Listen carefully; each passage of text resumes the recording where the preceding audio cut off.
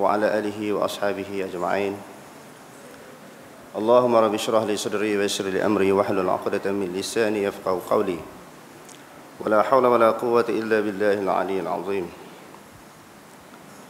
اللهم لا سهل إلا ما جعلته سهلا وأنت تجعل الحزن إن شئت سهلا. ربي يسر ولا تعسر وأتمم بالخير أما بعد.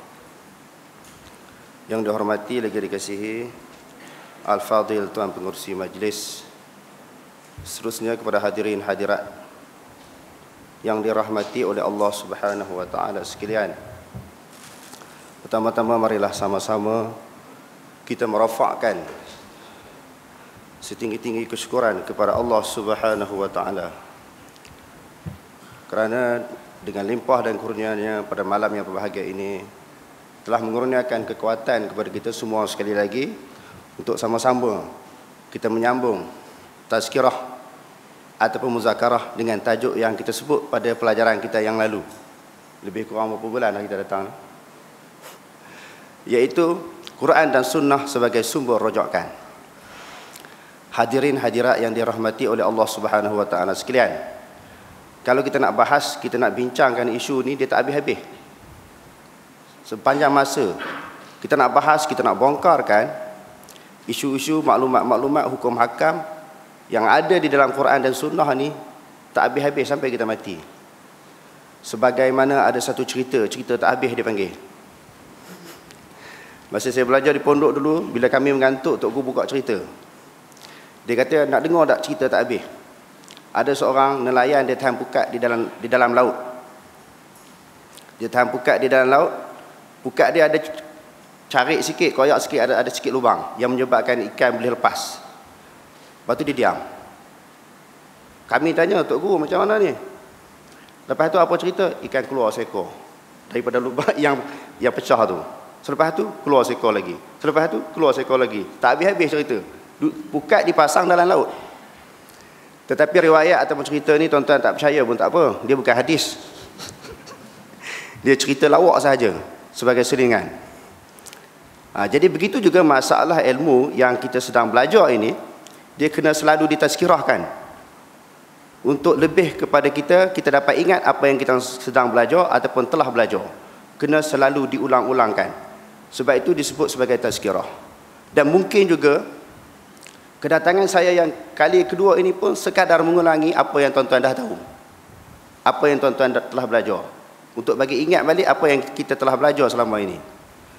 Macam kedatangan kami tadi pun sebab lambat sampai tu, sebab sesat.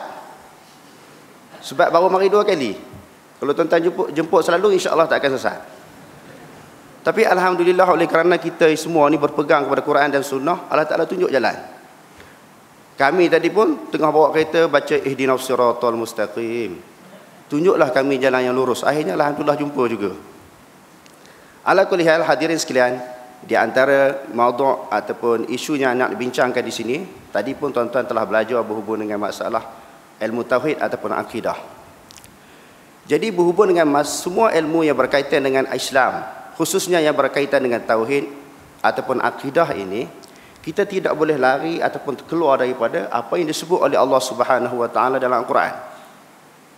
Tetapi oleh kerana kita semua ataupun sebahagian daripada kita dan majoriti rakyat Malaysia ini, dia belajar Quran, dia belajar tauhid ataupun akidah ini melalui sifat 20. Sudah tentu sebagaimana yang disebut oleh Al-Fadhil Ustaz kuliah Maghrib tadi, dengan falsafahnya, cara pemahamannya yang agak sulit, menyebabkan orang tak faham akidah yang sebenarnya macam mana. Kita nak buktikan di dalam Al-Quran ayat-ayat yang terlalu jelas. Walaupun ayat ini terang-terang kita baca dalam Al-Quran, berkali-kali kita jumpa ayat ini. Dan Allah Subhanahu wa taala sendiri sebut dalam Al-Quran maklumat-maklumat yang sampai, yang kita ambil dalam Al-Quran, yang kita jumpa di dalam Al-Quran, zalikal kitabul la raiba fih hudal lil muttaqin. Yang demikian itu kitab Al-Quran, la raiba fih, yakni la syakka fihi, tidak ada sedikit pun keraguan. Tetapi oleh kerana kita diterapkan, dididik, diasuh, ditarbiyah, melalui tauhid yang bukan bersumberkan kepada Al-Quran dan Sunnah ini, bila kita sebut contohnya sebagaimana yang Allah Ta'ala sebut dalam Al-Quran di dalam banyak tempat, summa stawa 'alal 'arsy, kemudian Allah Subhanahu wa Ta'ala beristiwa di atas arasy. Ar-Rahmanu 'ala 'arsy istawa, Tuhan yang Maha Rahman itu beristiwa, yakni berada di atas arasy. Aamintum man fis sama', adakah kamu merasa aman kepada Tuhan yang berada di langit? Wa ma qataluhu wa ma salabuhu walakin syubbiha lahum. Allah Subhanahu wa Ta'ala cerita bahawa Nabi Isa alaihissalam tidak dibunuh dan tidak disalib. Di hujung ayat itu Allah Ta'ala kata bar rafa'ahu Allahu ilaihi, bar rafa'ahu Allahu ilaihi wa kana Allahu azizan hakima. Nabi Isa alaihissalam diangkat oleh Allah Subhanahu wa Ta'ala berada di sisinya. Bila Nabi Isa diangkat ke langit, maknanya Allah Ta'ala duduk di mana? Berada di mana? Orang Melayu kita ni dia tak boleh dengar perkataan duduk. Duduk di mana? Dia nampak duduk ni macam tuan-tuan duduk bersila ni. Duduk tinggung, duduk atas kerusi. Maknanya kita terjemahkan berada di atas arasy.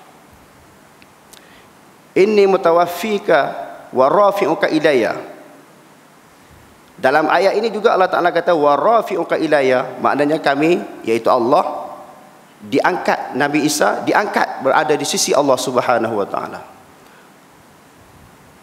Ilaihi yas'adul kalimut tayyibu, kepadanya Allah datangnya kalimah-kalimah yang baik, iaitu pahala-pahala kita, ibadat kita akan dilaporkan kepada Allah Subhanahu wa Ta'ala. Di dalam hadis pula disebut, hadis yang diriwayatkan oleh Imam Muslim, yata'aqabuna malaikatun bil laili wa malaikatun bin nahar. Malaikat ini yang turun, yang bawa amalan kita, sama ada waktu pagi ataupun selepas asar dekat maghrib, silih berganti. Di bawah amalan kita, bawa laporan apa yang kita buat ini, hari-hari bertemu dengan Allah Ta'ala. Sebab tu tak ada istilah buka buku baru, tutup buku baru, baca doa akhir tahun, awal tahun, tu tak ada, tuan-tuan. Amalan kita secara kesimpulannya dibawa hari-hari bertemu dengan Allah Ta'ala. Tetapi bila kita ketengahkan maklumat berkaitan dengan akidah ilmu Islam ataupun ilmu kalam yang bersumberkan kepada Quran dan Sunnah, orang akan cop kita sebagai apa? Wahabi, sesat, menyeleweng. Puak-puak ni pegang zahir ayat. Sedangkan kalau kita tanya orang yang menentang Al-Quran, menolak Al-Quran, mereka sendiri menghukumkan orang itu sesat dan kafir. Okey, di dalam isu hudud umpamanya, minta maaf mungkin sensitif sikit, tolak undang-undang hudud sebab apa orang marah? Sebab ada dalam Quran. Tolak sembahyang, puasa, zakat, haji, kenapa? Orang tak boleh terima. Boleh menghukumkan orang itu sesat dan menyeleweng sebab dalil itu dalam Quran. Tolak mengatakan Allah Ta'ala taharas itu macam mana pula? Saya tidaklah menafi orang yang belajar tauhid melalui sifat 20 ataupun khalaf. Secara kebetulan saya belajar di pondok pun memang belajar sifat 20. Bukan nak nafi yang tu. Tetapi kenapa tolak dalil yang terang-terang, yang cukup jelas, yang tidak boleh ragu, tidak boleh syak dalam Quran? Adapun tauhid yang kita belajar dalam kitab apa? Aqidatul Najin, Darus Samin, Matan Umum Ibrahim, Dusuki, Matan Jaharah. Itu kitab-kitab pondok yang kita belajar di pondok dulu. Kalau tolak yang tu orang marah, tolak Quran tak apa. Sedangkan kalau kita kata, kita tak katalah, orang lain kata. Orang kata kalau pegang kata Allah Ta'ala tu berada di antara sesat, maknanya imam yang empat ni semua sesat. Kita dah bahas, saya dah bahas tempat pengajian saya, tuan-tuan dah boleh tengok dalam YouTube. Maknanya imam yang empat ni semua sesat, termasuk Imam Syafi'i sendiri. Sebab apa? Kelahiran ataupun kewujudan tauhid secara khalaf. Tuan-tuan pun dah dengar perbahasan penerangan Dr. Asri belakang. Saya ulang balik ya. Kemunculan khalaf ini selepas daripada salaf. Maknanya bagaimana orang dulu, iaitu para sahabat, tabi'in, tabi'un tabi'in, al-a'immatu arba'ah, bagaimana akidah mereka yang mereka tidak pernah bertemu dengan Abu Hasan Al-Asy'ari dan juga Abul Mansur Al-Maturidi. Adakah mereka sesat? Di sini saya nak buktikan tuan-tuan bahawa bagaimana pegangan Imam Syafi'i kita.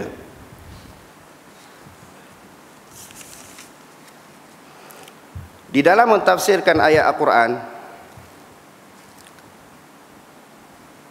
summa stawa 'alal 'arsy falinnasi fi hadzal maqami maqalatun katsiratun jiddan laisa hadza mawdi'u bastiha. Ibnu Katsir kata manusia, ulama-ulama banyaklah pandangan, huraian tentang ayat yang kita bacakan tadi. Tetapi ini bukan tempat untuk dihuraikan dengan panjang dan lebar. Innama yuslaku fi hadzal maqami mazhabus salafis salih. Adapun yang kita nak ikut mazhab apa? Salafus salih. Hak tu dah tentu betul. Sahabat ni dia belajar dengan Rasulullah.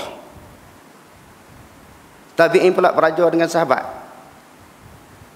Yang tu dah tentu betul, yang suatu golongan, kelompok manusia yang diisytiharkan oleh Allah Subhanahu wa taala, khairu ummatin kuntum khairu ummatin ukhrijat linnas ta'muruna bil ma'rufi wa tanhauna 'anil munkar wa tu'minuna billah. Kita sekarang ni hebatlah belajar tauhid macam mana pun, alim macam mana pun, kita tidak diiktiraf oleh Allah. Tapi para sahabat ini diiktiraf oleh Allah Subhanahu wa taala khairu ummatin, sebaik-baik umat. Dia kata apa lagi? Salafus salih seperti apa? Malikun wa Auza'i wa Thawri wa Laits bin Sa'd wa Syafi'i. Ulama-ulama yang kita sebutkan tadi bahawa semua pegang cara salah, yang mengatakan Allah Ta'ala Ta'arash. Kenapa kata Allah Ta'ala Ta'arash itu pula sesat? Yang kedua tuan-tuan, kalau kita baca di dalam kitab-kitab yang ditulis ataupun ijtihad oleh ulama, itu berkaitan dengan masalah tauhid, masalah akidah. Yang keduanya berkaitan dengan masalah fiqh. Yang keduanya berkaitan dengan masalah fiqh. Kalau tuan-tuan baca, saya bawa betul sikit di dalam kitab Kashful Lisan. Pertamanya Kashful Lisan, Furu' Masail, Tuhfatul Muhtaj, Nihayatul Muhtaj, yang dikarang oleh Syekh Ramli. Syekh Ramli ini ulama besar di dalam mazhab Syafi'i. Dia selalu khilaf dengan Syekh Ibnu Hajar Al-Haytami di dalam isu-isu fiqh, khususnya yang berkaitan dengan masalah muwafiq dan masbu'. Cuba kita baca sikit dia kata apa. Sebab kita nak bawa kepada Quran dan Sunnah ni, kita tengok apa yang disebut dalam kitab kita ni betul tak berdasarkan kepada Quran dan Sunnah. Muka surat 18 berkenaan dengan hukum masalah haid. Tadi kita cerita masalah akidah kan? Ini masalah fiqh pula. Jika takut ia akan zina, jika tiada wati akan perempuan yang haid itu, nescaya harus baginya. Maknanya berjimak dengan isteri yang sedang haid harus. Kalau dibimbangi, dikhawatiri, ditakut berlaku zina. Jika ta'yin jalan bagi menolak akan dia. Jika kita rasa dapat bila jimak dengan isteri haid dapat menolak dengan zina, hukum dia harus. Hukum dia harus jimak dengan isteri dalam keadaan haid. Tetapi saugia wajibnya bahkan jadi wajib pula. Jika berlawanan oleh suatinya dan istimna', yakni mengeluarkan mani dengan tapak tangan, maka wajib mendahulukan istimna' daripada wati di dalam haid. Kalau bertemu antara yang mana, nak pilih yang mana, mengeluarkan air mani dengan tangan ataupun jimak di dalam haid. Jika berlawan atasnya oleh wati akan perempuan pada duburnya dan mengeluarkan mani dengan tangannya pada menolak zina, maka ditilik. Bermula yang terlebih hampir mendahulukan wati pada duburnya pula, kerana bahawasanya tempat mengambil tamattu' pada jumlah. Tempat ambil nikmat, jimak melalui dubur. Sedangkan dalam Al-Quran kata, wa yas'alunaka 'anil mahid qul huwa azam fa'tazilun nisaa fil mahid wa la taqrabuhunna hatta yathur fa idza tatakharna fa'tuhunna min haitsu amarakumullah innallaha yuhibbut tawwabin wa yuhibbul mutatahhirin. Quran kata, orang tanya kamu wahai Muhammad tentang masalah haid, katakanlah dia darah yang penyakit kotor yang keluar daripada kaum wanita. Bukan kata jima' wala taqrabuhunna hatta yathur. Hampir pun tak boleh. Bukan kata nak jima', hampir pun tak boleh. Hampir di sini maksudnya yang membawa kepada jima'. Adapun mulamasah, mubasyarah, qublah, itu harus bagaimana yang disebut dalam hadis Nabi. Kalau orang boleh tahan diri dia, boleh dia mubasyarah tadi ataupun qublah, dia cium, boleh. Jangan membawa kepada zina saja kalau orang boleh tahan diri. Kesimpulan dari ayat ini tak boleh kan? Dalam haid tak boleh. Bercanggah tak dengan Quran tadi? Kita nak pegang Quran kan nak pegang apa ni? Sebab kita kena balik kepada Quran dan Sunnah. Sebab itu dalam hadis yang sahih menyebut man atam mar'atan man ata haidan aw imra'atan fi duburiha aw kahinan faqad kafara bima unzila ala Muhammadin. Barang siapa yang datang perempuan ketika haid dan juga melalui duburnya ataupun ahli nujum, maka dia telah kufur kepada apa yang telah diturunkan kepada Nabi Muhammad sallallahu alaihi wasallam. Ini contoh yang kedua tuan-tuan yang kita nak bongkarkan pada malam ini berhubung dengan maklumat yang ada di dalam kitab-kitab kita, sama ada kitab tauhid dan kitab fiqh yang tidak tepat, yang tidak sama dengan Al-Quran dan juga yang bercanggah dengan hadis Nabi sallallahu alaihi wasallam.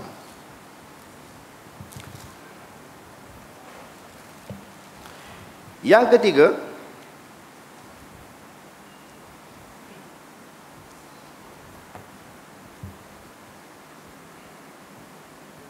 berhubung dengan kedudukan sembahyang Jumaat. Saya bawa kitab I'anatul Talibin, secara kebetulan kita belajar dulu kitab ni, dan beberapa kitab pondok yang lain. Sembahyang Jumaat ini sebahagian daripada ulama Syafi'i menyebut furidat bi Makkah lailatal Isra'i, difardukan di Mekah pada malam Isra' dan Mi'raj. Dan ada juga di dalam kitab Syafi'i, iaitu di dalam Qailubi wa Umairah, bahawa sembahyang Jumaat ini qila, sebahagian daripada pendapat qil ni pendapat yang lemah, dia kata sembahyang Jumaat ini adalah fardu kifayah. Yang pertamanya kita nak sebutkan di sini bahawa sembahyang Jumaat bukan difardukan di Mekah, kerana berdasarkan kepada ayat Quran yang selalu kita baca hari Jumaat tu, ya ayyuhallazina amanu idza nudiya lis-salati min yaumil jum'ati fas'au ila zikrillahi wa zarul bay'. Wahai orang beriman, apabila disuruh untuk menunaikan hari sembahyang Jumaat, tinggal jual beli, pergi kepada ingat kepada Allah, iaitu pergi laksanakan menunaikan fardu Jumaat. Dan yang kedua yang disebut di dalam kitab-kitab sebahagian daripada kitab-kitab Syafi'i kita, bahawa berlakunya arahan ataupun perintah sembahyang Jumaat itu malam Lailatul Isra'. Sedangkan kalau kita baca dalam Bukhari, di dalam Muslim, semua kitab-kitab, Nabi SAW hanya menerima kewajipan ataupun perintah daripada Allah Subhanahu Wa Taala malam Isra' Mi'raj ni, iaitu sembahyang 5 waktu, tak termasuk sembahyang Jumaat. Kerana Nabi duduk di Mekah lagi. Kewajipan sembahyang Jumaat tadi sebagaimana yang kita sebut arahan daripada Allah Taala di dalam surah Jumu'ah. Surah Jumu'ah ini ulama tafsir sepakat kata madaniyatun, bukan makkiyatun. Sebab tu kena nak kembali kepada Quran Sunnah ni bukan senang tuan-tuan. Semua orang bercakap, semua orang seru panggil orang kembali kepada Quran Sunnah, tetapi hak ada dalam Quran Sunnah tu ditolak, tak diterima. Orang tak betul-betul faham, tak betul-betul kaji, tak betul-betul dibongkarkan maklumat-maklumat yang ada dalam Quran dan Sunnah. Hadirin sekalian, begitu juga maklumat yang lain. Hari ini kita tak boleh bagi semua lah. Kalau bagi semua, esok tak jemput lah. Kita bagi sikit-sikit dulu. Abu Hasan Asy'ari, sebelum dia meninggal dunia, dia ada tulis beberapa buah buku, dia kembali kepada solat, kepada salaf, maqalat Islamiyin. Tuan-tuan boleh rujuk bagaimana pegangan dia akhirnya, dia kembali kepada salaf tentang di manakah Allah Subhanahu Wa Taala berada. Dia pun pegang cara salaf, Allah Taala tu ada tangan, ada mata, ada muka, sebagaimana yang dilaporkan di dalam Al-Quran. Sebab itu salaf, kita sambung sikit lagi berhubung dengan huraian Ibnu Katsir tadi, salah pegang macam mana? Dia kata huwa imraruha kama ja'at min ghairi takhifin. Bila sebut Allah Ta'ala ni atas arash, ada tangan, ada apa semua, dia tidak ada kafiat macam mana, jangan tanya. Wala tashbihin, tidak menyamakan Allah Subhanahu wa Ta'ala dengan sesuatu. Wala ta'tilin, jangan nafi pula. Tetapi banyaknya orang nafi, termasuklah ustaz, tutup guru, orang alim. Bila sebut ayat ni, dia jadi macam terkejut. Bukan sekadar terkejut, terkejut buruk. Terkejut ni dah menunjukkan satu benda yang menghairankan. Terkejut buruk ni maknanya li taukid, kuat lagi dahsyat dia terkejut bila kita kemukakan dari dalam Quran macam ni. Bila masalah ini, perkara ini diasuh, dididik kita semenjak daripada kecil lagi. Bila mana-mana guru, mana-mana ustaz ceramah mengajar orang buka soalan, bila ustaz sunnah ni jawab sesuatu soalan yang dikemukakan, yang diketengahkan kepada dia, dibaca Quran, hadis. Dalilnya Quran, dalilnya hadis, Quran hadis. Ustaz ni Wahabi ni, Wahabi. Dia orang nak macam mana? Dia nak tanya, ustaz ini hukum masalah ni macam mana? Saya rasa boleh lah benda ni, ataupun saya rasa tak boleh lah. Dia pakai rasa, jenis tom yum, bihun sup. Tom yum mana yang paling best jenis rasa-rasa. Dia rasa kedai ni tak sedap, dia pindah kedai lain pula. Itu jenis rasa. Islam bukan jenis rasa. Islam dia ada rojokkan dia ada ambilan dia. Ambilan dan rojokkan, dan tidak lain dan tidak bukan, iaitu Quran dan sunnah itu sendiri. Fa in tanaza'tum fi syai'in farudduhu ila Allah war Rasul. In kuntum tu'minuna billahi wal yawmil akhir, dzalika khairun wa ahsanu ta'wila. Jika kamu berbeza pendapat di antara satu sama lain, hendaklah kamu kembali kepada Allah, iaitu Al-Quran, dan kembali kepada Rasul, iaitu hadis Nabi SAW. Sebab tu saya nak tekankan, kalau orang Terengganu kata saya nak tekankan. Ada sahabat-sahabat Terengganu, jangan marah gurau ya. Saya banyak kawan Terengganu, saya belajar di Pakistan dulu. Bila dia ceramah, dia naik semangat kan. Dia ni ceramah banyak ikut Tok Wajah dia lah. Bila naik nak semangat tu, tuan-tuan hadirin hadirat yang dirahmati oleh Allah Subhanahu wa Ta'ala, di sini saya nak tekankan, dia kata. Maksudnya saya nak tekankan. Kita faham tekankan ni macam tu kan. Dia nak tekankan. Kalau ada orang Terengganu, saya minta maaf ya gurau ya. Jadi tuan-tuan, kalau kita tengok lagi beberapa ayat Quran, secara jelas Allah Ta'ala sebut, ya ayyuhalladzina amanu la taqrabus salata wa antum sukara hatta ta'lamu ma taqulun wala junuban illa 'abiri sabilin hatta taghtasilu. Cuba kita terjemah secara zahir dulu. Ya ayyuhalladzina amanu la taqrabus salata. Wahai orang beriman, jangan kamu menghampiri sembahyang, jangan sembahyang. Orang junub tak boleh sembahyang, orang yang mabuk tak boleh sembahyang. Tetapi ayat itu tak diterjemah secara betul macam tu. Diterjemahkan la taqrabu, yakni mawadhi'as salati. Sebab itu orang perempuan haid tak boleh duduk dalam masjid. Ayat itu tak kena-mengena. Tak kena-mengena langsung. Tetapi kita raikan. Saya ni banyak meraikan orang, walaupun berbeza kita raikan. Pandangan-pandangan yang kata tak boleh tu ada. Mazhab Syafi'i, Hanbali, Maliki, Hanafi tak boleh. Cuma di hadis dia kata boleh. Ayat ini tak ada kaitan yang melarang orang perempuan haid dan orang junub dan juga orang mabuk duduk dalam masjid. Sebab dia kata la taqrabus salata. Jangan kamu sembahyang tak boleh. Jadi bila ayat tidak kukuh untuk menjadi hujah dan dalil orang haid nifas duduk dalam masjid, dia kena cari hadis. Ada tak hadis yang kuat yang larang orang junub duduk dalam masjid, orang mabuk duduk dalam masjid? Hadis yang kuat tak ada. Sebagaimana yang disebut oleh Ibnu Hajar di dalam Talkhisul Khabir, tidak ada hadis yang kuat. Cuma kita raikanlah ada pendapat-pendapat ulama yang beristihad mengatakan tak boleh.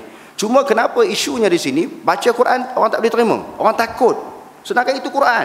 Sebelum ni dia pun dah ajak orang kembali kepada Quran hadis. La yamassuhu illal mutahharun. Tidak menyentuh akannya, iaitu Al-Quran, illal mutahharun, yakni golongan yang dibersihkan. Ayat ini juga jadi dalil kepada ustaz-ustaz nak kata tak boleh sentuh Quran melainkan kena ada sembahyang. Ada sembahyang lebih baik. Sentuh Quran, tak pegang Quran pun ada sembahyang lebih baik. Bukan wajib dengar ceramah ni ada sembahyang, tapi ada sembahyang lebih baik. Cuma saya nak sebutkan di situ, itu bukan suatu dalil yang kuat.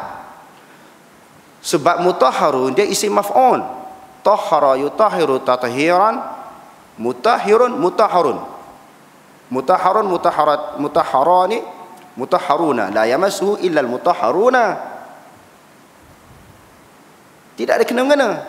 Sebab tu saya nak ceritakan kepada tuan-tuan sebagai muzakarah ataupun perbincangan kita, banyak ayat-ayat Quran yang didalilkan oleh pihak-pihak tertentu ni sebenarnya tak tepat. Jadi saya bila alhamdulillah Allah Taala bagi rezeki tu pergi belajar Pakistan Quran hadis ni, memang niat lah. Memang niat macam pejuang berani mati lah. Balik ni nak bawa ilmu Quran sungguh. Hadis yang orang duk keliru. Quran ni dipegang ketika orang mati je. Ataupun musim puasa, tadarus. Sebab tu tuan-tuan pergi rumah orang Melayu kita, Quran ni penuh dengan habuk. Tik cicak penuh, habuk penuh. Sebab tak pernah baca. Baca pun jarang-jarang baca, apatah lagi dia nak faham Al-Quran. Sebab itu bila kita kemukakan dalil-dalil yang berdasarkan kepada Quran dan Sunnah ni, dia memang rasa pelik, rasa terkejut. Jadi menjadi tanggungjawab yang besar lah bagi kita semua ini. Kita sendiri kena berusaha memahami Quran dan hadis secara mendalam. Tidak cukup dan tidak padan, tuan-tuan. Tak cukup, tidak padan. Tidak memadai sekadar kita nak ajak orang kembali kepada Quran dan Sunnah, tapi kita tak faham Quran. Satu golongan memang dia tak nak lah Quran Sunnah ni. Dia kata apa yang dibuat, yang diistihadkan oleh ulama-ulama mazhab tu dah dah tu. Dia mau tak kerti Quran Sunnah lah ke? Kita banyak bersembang dengan Tok Guru, Ustaz dia cakap macam tu. Apa buat Imam Syafi'i tu tak kerti Quran ke? Imam Syafi'i, Hanbali, Maliki, Hanafi tu, Tok Guru dulu tak kerti faham Quran, tak faham Quran ke? Tak kerti Quran ke? Kamu pula lebih pandai daripada dia. Bukan maksud macam tu. Maknanya bila mereka kemukakan pendapat, pandangan istihad, istihad ni tak semestinya tepat. Boleh jadi betul, boleh jadi salah. Tadi kita bagi maklumat yang boleh subuh isteri ketika haid itu istihad, salah. Subuh isteri melalui dubur, salah. Orang besar juga. Yang sebut ni bukan Tok Guru daripada Fatani, Thailand saja. Dia orang ambil rojok kitab-kitab yang besar seperti Ibn Hajar, seperti Nihayatul Muhtash, Syekh Ramli, ulama besar dalam mazhab kita. Tetapi nak ceritanya bahawa pendapat dan pandangan manusia ini kadang-kadang boleh jadi betul, kadang-kadang tidak betul. Sebab itu kita kena faham pendapat Tok Guru, ustaz, ulama, termasuk pendapat saya sendiri, tak setanding, tak setaraf dengan Quran hadis. Ini orang kita, orang Melayu, bila dia mengaji, tak kiralah dia belajar di mana pun, apa yang cakap Tok Guru, apa yang disebut oleh ustaz, mana-mana orang, dia pegang macam Quran hadis. Kita dok marah orang Yahudi dan Nasrani, menganggap ulama mereka sebagai Tuhan. Ittakhudhu ahbarahum wa ruhbanahum arbaban min dunillah.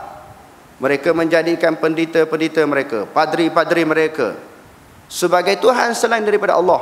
Oh, orang Melayu kita duk kutuk Yahudi dan Nasrani, apa ni fanatik sangat. Ta'assub sangat kepada ulama. Nak letakkan taraf ulama itu, kedudukan ulama sebagaimana Allah. Kita pun sama sebenarnya. Tanpa disedari kita telah buat macam tu. Kita telah terikut orang Yahudi, menganggap ulama, ustaz, Tok Guru tak boleh bangkang, tak boleh kritik, tak boleh sentuh langsung. Itu yang kita jadi rosak. Dia sayang kat Tok Guru mana, ustaz mana. Ustaz tu cakap dia, cakap apa-apa semua betul, tak ada salah langsung. Kita orang mengaji Quran dan hadis ni kena tengok, kena pandai nilai. Kita kena ada penapis. Penapis tu apa dia? Tidak lain dan tidak bukan Quran dan Sunnah sebagaimana ustaz kita sebut tadi. Sebab tu nak panggil ceramah bagus, panggil ceramah mengajar bagus, tapi kena panggil penceramah ustaz-ustaz yang mempunyai pemikiran, fikrah Quran dan hadis. Kalau tidak kita rosak. Kita dok bawa benda-benda yang bercanggah dengan Quran dan Sunnah ni dah berapa lama, yang kita anggap itu adalah agama Islam. Itulah yang betulnya. Takkan salah kot. Orang dulu masuk neraka belaka ke? Ustaz-ustaz dulu tak betul belaka ke? Kamu buat macam ni sebab apa? Orang dulu buat macam tu. Inna wajadna aba'ana. Sesungguhnya kami telah mendapati ibu bapa kami, nenek moyang kami buat begitu. Sama juga pemikiran kita tadi macam orang Mekah yang sembah berhala. awalau kana aba'uhum la ya'qiluna syai'an wa la yahtadun. Allah Ta'ala kata apa? Walaupun ibu bapa mereka, nenek moyang mereka tidak mendapat petunjuk, tidak mengetahui sesuatu pun dan tidak mendapat hidayah daripada Allah, mereka masih juga nak pegang juga benda-benda yang salah. Jadi hadirin sekalian, tanggungjawab, kewajipan kita ni terlalu berat, terlalu besar, yang akan halang kita, menentang kita, mengganggu kerja-kerja Islam yang kita bawa, yang bersumberkan kepada Quran dan Sunnah ini. Bukan orang Yahudi dan Nasrani, kadang-kadang ustaz-ustaz sendiri, tok-tok guru sendiri, orang alim sendiri. Inilah cabaran yang terpaksa dihadapi. Jadi kita ni, orang Sunnah ni, jangan bermusuh dengan orang. Biar orang hentam kita tak apa, kita jangan hentam orang. Kita kena berkawan dengan puak-puak ni, dengan sahabat-sahabat kita. Bila sebut puak macam satu kasar sangat. Puak ni kumpulan kan, puak ni kumpulan. Wa makanal mu'minuna liyanfiru kafah walau wa makanal mu'minuna liyanfiru kafah falaula nafara min kulli firqatin minhum. Allah Ta'ala sebut puak juga, firqah. Maknanya golongan yang tak sealiran, tak sewaktu dengan kita ni, kita kena baik dengan mereka. Dulu kita sebut kita jangan menyerang, tetapi kita apa? Menerang. Sebab dia orang ni tak faham. Kita dulu pun sebelum kita dapat pendedahan maklumat tentang Quran Sunnah ni, kita pun macam tu juga. Apa yang diketengahkan kepada kita berhubung dengan Quran Sunnah, kita kata tak betul sebelum kita dapat maklumat yang sebenarnya. Jadi setelah kita dapat maklumat yang sekarang, yang ada sekarang ini, maknanya bagi golongan yang tak sewaktu dengan kita, yang berbeza pendapat dengan kita, kita kena lunak dengan mereka dan kita bagi hujah. Kita bermuzakarah, berbincang dengan mereka, jangan cantas. Cantas ni dalam istilah bahasa tempat kami, cantas ni pancung lah. Nampak tak betul si kontra ni pancung, tak boleh. Ud'u ila sabili rabbika bil hikmah wajadilhum billati hiya ahsan. Seru, panggillah, ajaklah manusia kepada jalan Tuhan kamu dengan penuh kebijaksanaan. Kalau ajak dengan cara lemah lembut tak boleh pergi juga, ajak debat boleh, tapi dengan hikmah juga. Jangan kelahi dalam debat. Islam tu memang hebat. Qul ya ahlal kitabi ta'alau ila kalimatin sawa'in bainana wa bainakum alla na'budu illa Allah wa la nusyrika bihi syai'a wa la yattakhidha ba'duna ba'dan arbaban min dunillah fa in tawallaw faqulu asyhadu bi anna muslimun. Memang Allah Ta'ala ajar Nabi berhujah, berdebat. Qul hatu burhanakum in kuntum shadiqin. Datanglah dalil, burhan, keterangan, hujah kamu sekiranya kamu orang-orang yang benar. Jadi orang nak pegang kepada Quran Sunnah ni kena banyak maklumat. Kena boleh berbincang, bermuzakarah, berdebat. Berdebat bukan berkelahi. Berdebat ni orang Melayu sebut berkelahi, berbalah, tak. Berdebat mengemuka, masing-masing mengemukakan pendapat, pandangan, bersumberkan kepada Quran dan hadis. Wallahu a'lam. Saya rasa sekadar tu dulu sebelum tuan-tuan nak buka soalan ataupun perbincangan. Di sini ada dua soalan yang telah dikemukakan semalam. Sebelum saya datang sini, dia orang dah tanya dulu. Yang pertamanya berhubung dengan riwayat hadis yang menceritakan Rasulullah dituduh oleh orang musyrikin sebagai ahli sihir. Di dalam perawi tersebut ada Ibnu Ishaq. Ibnu Ishaq ni, kalau tuan-tuan tengok perbahasan saya dalam YouTube, kita dah huraikan. Sekarang ni saya bawa sekali lagi. Ilmu jarah wa ta'dil ini dia bukan ilmu yaqini, dia ilmu zanni. Sebahagian ulama, tuan-tuan boleh rojoklah mana-mana kitab Mizanul I'tidal ke, Tarikh Al-Baghdadi, At-Tahzib, macam-macam kitab lah yang berkaitan dengan jarah wa ta'dil ini, yang dikarang oleh Ibnu Hajar, Al-Mizi dan sebagainya. Dia masalah zanni.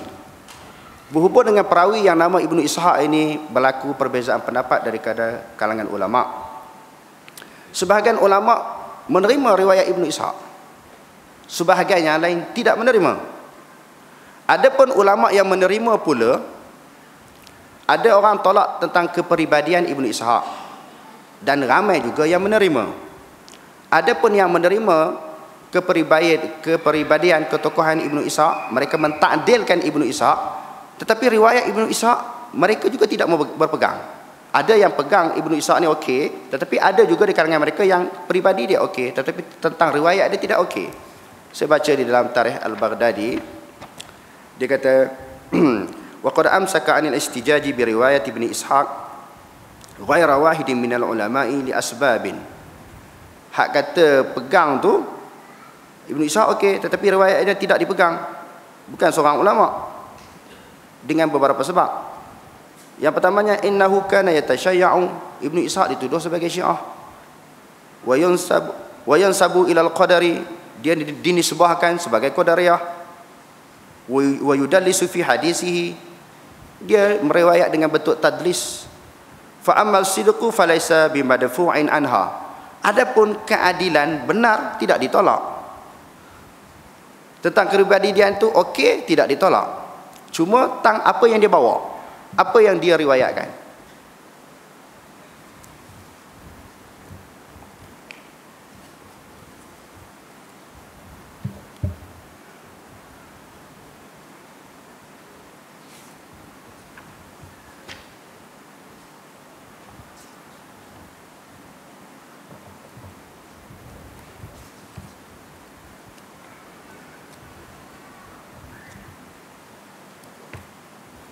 Macam ada sebahagian ulama jarah wa ta'dil menjarahkan Abu Hanifah.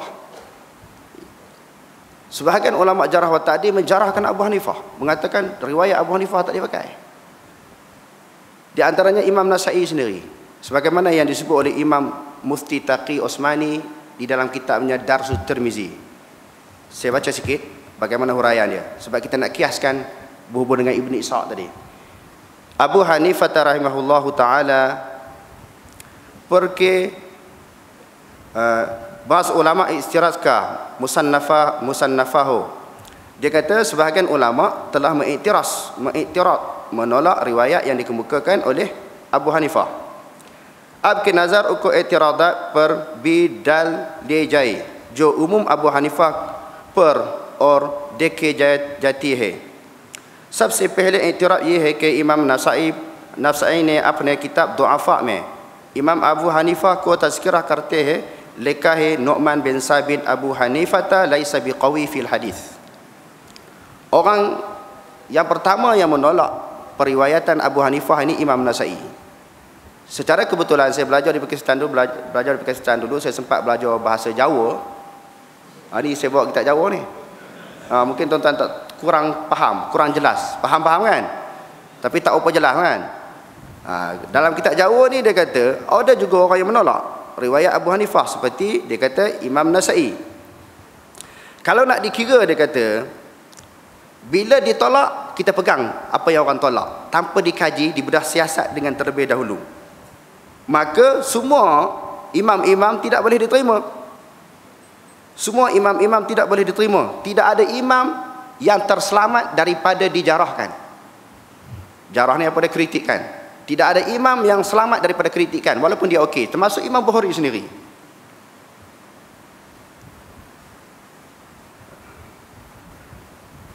Dia kata di sini, क्योंकि तमाम बारी आइम्मah पर किसी न किसी के jarah daruri mawjud hai. Walau bagaimanapun, mana-mana imam yang besar ini sedikit sebanyak mesti ada yang menjarahkan. Chunanche Imam Syafi'i per Yahya ibnul Ma'in tolak Imam Syafi'i. Imam Ahmad per Karabisi ne, Imam Ahmad ditolak oleh Karabisi. Imam Bukhari per Zuhli ne, Imam Zuhli tolak Imam Bukhari. Imam Bukhari ni tabik spring lah kan, tapi ada orang yang tolak dia. Imam Auza'i per Imam Ahmad ne, Imam Ahmad tolak Imam Auza'i. Jarah kia hai agar tamam akwal ka iktibar kia jati hai, tu mein kisi koi bhi sikah nahi kara dia sakta hai. Kalau semua kita nak pegang, bila tolak tak boleh pakai, tidak ada ulama yang orang boleh pegang. Tuan-tuan nak pegang siapa? Ulama dalam dunia ni, ulama jarah tadi, dia menjarahkan orang, dia sendiri dijarahkan oleh orang. Dikritik orang, dia sendiri dikritik oleh orang. Sebab itu di dalam ilmu jarah wa ta'dil, dia adalah ilmu zanni sahaja, bukan yakini. Sebab itu saya sangat bertolak ansur. Mana-mana perawi yang saya kata tak boleh pakai, tiba-tiba orang kata okey, berdasarkan kebanyakan kajian dia, saya terima. Adakan dekangan perawi yang saya kata tak okey, orang kata okey, saya boleh terima. Sebab ini masalah zanni, tuan-tuan. Ilmu jarah wa ta'dil ini suatu ilmu yang sangat luas, yang memerlukan kepada kajian yang sangat dalam. Dia bukan boleh baca 4-5 buah kitab, kita boleh buat kesimpulan. Kalau orang terima Ibn Ishaq, tidak ada masalah, saya pun akui. Sebab ada ulama yang terima. Kalau yang orang tak terima pun, saya boleh terima juga. Sebab dia ilmu zanni. Cuma dia ada satu kaedah lain. Bila berlaku pertumbungan antara jarah wa ta'dil ini, idza jatama'at jarhu wa ta'dilu fa jarhu muqaddam. Itu dia sudah ada satu kaedah. Bila berlaku pertumbungan antara jarah dan ta'dil ini, maka jarah itu didahulukan. Itu pun bukan muktamad. Sebagaimana yang disebut oleh ulama, kalau banyak sangat yang mentakdirkan dia, walaupun ada beberapa orang yang menjarahkan dia, pegang ta'dil. Jadi tentang perawi Ibnu Ishaq, itu kedudukannya berlaku khilaf daripada kalangan ulama. Ada yang terima, ada yang tidak terima. Dan juga ada sebahagian yang terima pula tentang kepribadian dia. Yang apa yang dia laporkan tak terima yang tu. Okey tentang diri dia tu okey. Adapun tentang perawi yang ada hadis yang mengatakan Nabi SAW dituduh sebagai ahli sihir. Pertamanya perawi itu Ibnu Ishaq. Ada ulama tak terima dan ada ulama terima. Tetapi oleh kerana Quran melaporkan secara jelas, dalam Quran disebut orang kafir ini kata sihrun mustamir. Wa idza ra'au ayatan yu'ridu wa qalu sihrun mustamir. Apabila mereka melihat tanda-tanda ayat ini menceritakan masalah, mereka kata kalau Nabi ini betul hebat, dia boleh belah bulan. Jadi mereka ceritanya dia doa kepada Allah Taala, datang bulan Nabi belah. Lepas tu dibuktikan memang terbelah. Oh, dia ini sihir.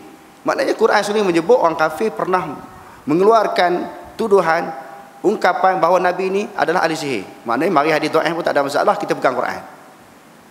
Apatah lagi Ibnu Ishaq sendiri tidak sepakat para ulama menolak tentang periwayatannya. Yang kedua, soalan yang kedua, dia tanya berkaitan dengan masalah apa?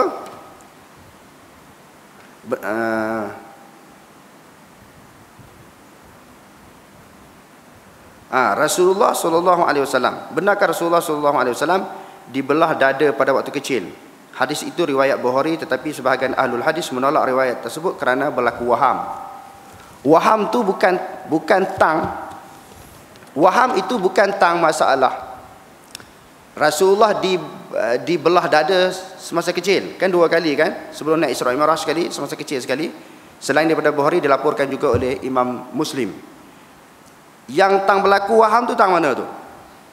Kalau kita baca huraian ulama, dia kata di dalam hadis disebut haddatsana Harun bin Sa'id al-Layth qala haddatsana ibn Wahb qala akhbarani Sulaiman wa huwa ibn Bilal qala haddatsani Syarikun ibnu Abdullah bin Abi Namir qala sami'tu Anas bin Malik sami'tu Anas bin Malik yuhaddithuna an lailatal usriya bi Rasulillah sallallahu alaihi wasallam min al-Masjidil Ka'bati annahu ja'ahu thalathatu nafarin qabla an yuha ilaihi wa huwa na'imun fi masjidil harami wa thaqal haditha bi qissatihi nahwa hadithi sabitin al-Bunani wa qaddama fihi syai'an wa akhara wa zada wa naqasa. Yang tambah, yang waham di situ bukan masalah waham tentang matan yang menceritakan Nabi dibelah. Waham di situ dia kata di sini anqara hadzal ziyadatu Khatabi wa Ibnu Hazmin wa Abdul Haq wal Qadi al-Iyad. Maknanya yang tambah tu qabla ayyuha ilahi. Yang tu waham tentu ditolak. Sebab Nabi dibelah, dia kata sebelum tang yang dibangkang itu ditolak oleh ulama hadis ni tang sebelum dia diwahyukan. Memanglah semasa kecil dia tidak diwahyukan. Masa dia kecil, tang perkataan qabla an yuha ilaihi. Yang tu ditolak.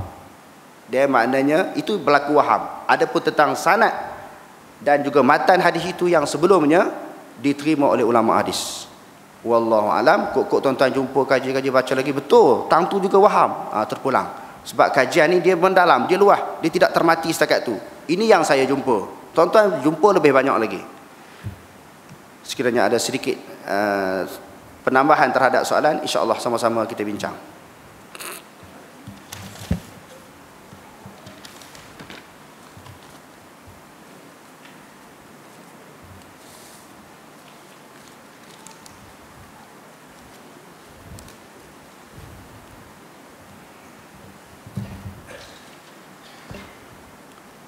Tak ada, wallahu a'lam. Aqulu qali hadza wastaghfirullahal azim li wa lakum. Wassalamu alaikum warahmatullahi taala wabarakatuh.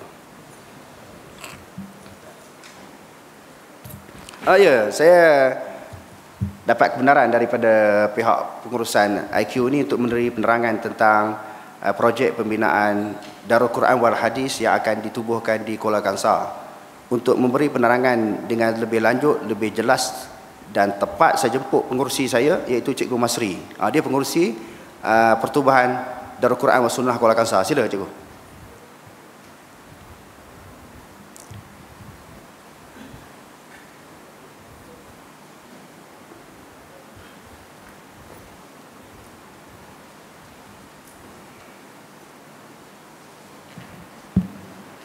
Bismillahirrahmanirrahim. Assalamualaikum warahmatullahi wabarakatuh. Terima kasih Maulana Fakhr Razi. Sahabat-sahabat yang dikasihi sekalian, alhamdulillah di atas jemputan kami daripada Darul Quran wal Hadis Deobandi Kuala Kangsar. Dia untuk seberingkasnya, masa pun dah lewat. Darul Quran wal Hadis Deobandi Kuala Kangsar ni baru sangat ditubuhkan, berbanding dengan IQ ni yang dah lama. Kami dalam setahun setengah kan, bertapak di Taman Impiana Kuala Kangsar untuk kuliah sementara. Kuliah sementara di tempat rumah ustaz lah, di rumah Maulana. Ada surau Husna, Al-Husna di Taman Impiana, Lubuk Merbau, Kuala Kangsar. Di situ tempat kami bertalaki hadis dan Al-Quran dengan Al-Fadil Maulana. Dan tempat yang baru yang diwakafkan untuk Darul Quran wal Hadis ni di kawasan Padang Rengas. Jadi tak jauh daripada kawasan kami. Alhamdulillah, seluas 2 ekar, yang mana setakat ini kita dah tolak tanah, dah tambak tanah di situ. Dan insya-Allah paling cepat kita akan dirikan bangunan dalam bulan 3, yang kita jangka dalam bulan 2, tapi tak ada beberapa sebab yang tak dapat dielakkan. Mungkin dalam bulan 3, dan kita mintalah doa daripada sahabat-sahabat IQ untuk sama-sama berdoa supaya apa hasrat azam kami bersama Maulana Fakhr Razi untuk kita bangunkan satu kompleks pendidikan yang akan daripada di kalangan anak muda, sekolah rendah, sekolah menengah, hinggalah peringkat universiti dan lepasan universiti, untuk sama-sama kita bermuzakarah di pusat pendidikan ini. Dan untuk makluman, kita akan membuat satu untuk pusat tahfiz Al-Quran, yang mana kita dah ada beberapa orang ustaz yang akan bersama kita untuk pusat tahfiz ni. Kita ambil daripada tingkatan 1. Itu secara maklumat awal. Dan kuliah hadis untuk dewasa akan berjalan seperti biasa. Al-Quran pun berjalan seperti biasa. Mungkin ada yang dah tengok di YouTube, di Facebook Maulana. Kuliah setakat ni yang berjalan 4 hari. Rabu, Khamis, Jumaat malam dan Sabtu pagi. Itu memang berjalan setiap minggu. Maulana ada di sini pun, di tempat kita mengaji ada Dr. Safi, yang Ustaz Safi lah, yang akan sikit lagi akan tamat PhD dia. Sedang jalankan kuliah sahih Bukhari. Dan untuk kompleks pendidikan ni dianggarkan bernilai 6 juta untuk keseluruhan kompleks. InsyaAllah setakat ni kita alhamdulillah terima daripada wakaf-wakaf sahabat-sahabat kita dan juga badan-badan korporat. Dan untuk fasa pertama kita akan dirikan bangunan dengan nilai 600,000, surau 2 tingkat. Kertas kerja nanti tuan-tuan boleh ambil di belakang tu. Tempat 2 tingkat ni macam tuan-tuan ni lah. Di atasnya kita sediakan asrama pelajar tahfiz, dan di bawah ni kuliah. Dan itu saja untuk penerangannya. Yang bangunan yang fasa kedua tu di belakang dia tu 3 tingkat. Antaranya kita sediakan hostel pelajar ni 1 bilik, ataupun 1 bilik tu 4 orang. Untuk pelajar tahfiz ni, di dalam setiap bilik tu ada bilik air. Kita mudahkan pelajar belajar. Dia tak ada perlu bergerak jauh-jauh, dia nak belajar je. Quran, hadis sampai alim. Kita nak pelapis-pelapis yang akan kita hasilkan di pusat pendidikan Darul Quran wal Hadis ni. Kita nak ramaikan lagi yang akan bergerak seluruh Malaysia ni, insya-Allah. Dan di atas tingkat-tingkat tu kita ada homestay untuk pelajar-pelajar ataupun sahabat-sahabat yang nak hadir daurah hadis nanti. Ramai dah minta sekarang ni, daripada Putrajaya, daripada Pulau Pinang pun ada. nak datang Sabtu Ahad, nak buat PJJ, dia kata. Kita tak mampu lagi, kita sediakan bangunan, dan insya-Allah bila kita siap nanti, tuan-tuan pun boleh bantu kami. Kita siap, kita akan war-warkan, insya-Allah kita akan ada daurah hadis hari hujung minggu, insya-Allah. Jadi kami mengucapkan ribuan terima kasih atas doa daripada IQ. Dan ada tabung ada di belakang tu, pengusi IQ pun kata ada di belakang tu, terima kasih. Jadi kita sama-sama lah, bukan kita kata sekolah kami, tak. Ni sekolah rakyat, sekolah sahabat-sahabat. Tak ada, kami tidak ada kepentingan sama sekali. Tidak ada kata ini adalah milik siapa-siapa, tidak. Saya Allah Ta'ala Maulana kata tolong cikgu, kalau tak siapa lagi nak buat, kita sama-sama. Jadi tuan-tuan pun ada saham untuk kita bangunkan pusat pendidikan Darul Quran Hadis dia Bendi Kalangasa, insya-Allah. Sekian, mohon maaf. Assalamualaikum warahmatullahi wabarakatuh.